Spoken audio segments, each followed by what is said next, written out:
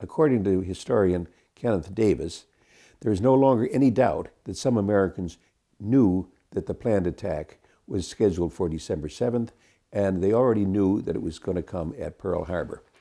According to The Day of Infamy, that book by John Toland, Americans had not only broken the Japanese code, but the Dutch had done so as well. A British double agent stated that he had sent explicit warnings to the President of the United States prior to the attack on Pearl Harbor. This, of course, raises a tantalizing question. Did FDR know that the Japanese were going to attack Pearl Harbor, and did he deliberately allow the attack? There are two sides. I'll give them both.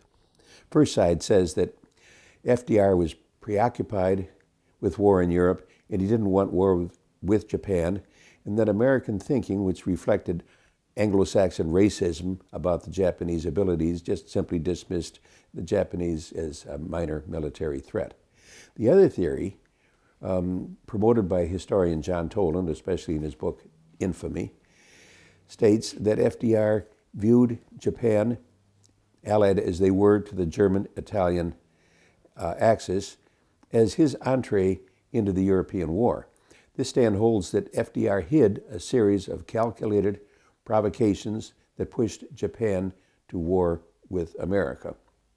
The ultimate conclusion in this view is that FDR knew of the imminent Japanese attack on Pearl Harbor and not only failed to prevent it, but welcomed it as the turning point that would end the isolationist obstruction of his war plans. Fourth, the last president whose decision-making impacted Japan and the U.S. relationship was Harry Truman. At 2:45 a.m. on August the 5th, 1945, the Enola Gay, a B-29 bomber piloted by Paul Tibbets, took off from the island of Tinian. At 8:15 that morning, they dropped the first atomic bomb over Hiroshima.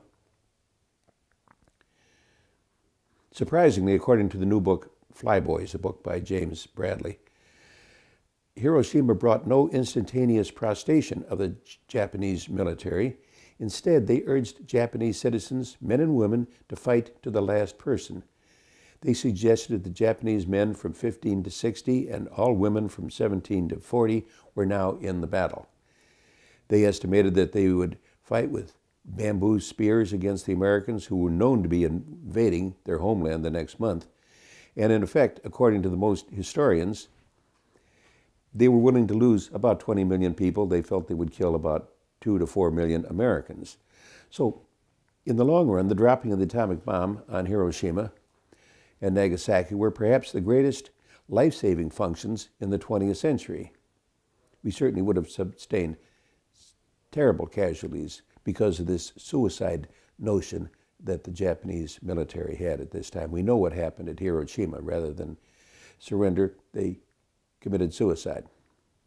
So, a historian by the name of Paul Fussell, whom I admire very much, a war historian, once wrote that, quote, "The degree to which Americans registered shock and extraordinary shame about the Hiroshima bomb correlates closely with their lack of information about the Pacific War," close quote.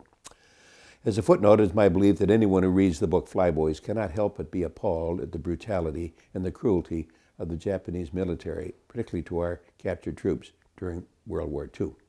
Well, okay, 4 presidents who made decisions which impacted our relationship with Japan. What is the legacy? Well, it would seem to me the legacy is a peaceful and friendly relationship between 2 first world nations, and of course, a great number of Americans who drive Hondas and Toyotas and Lexus, and a great number of Americans who enjoy sushi bars.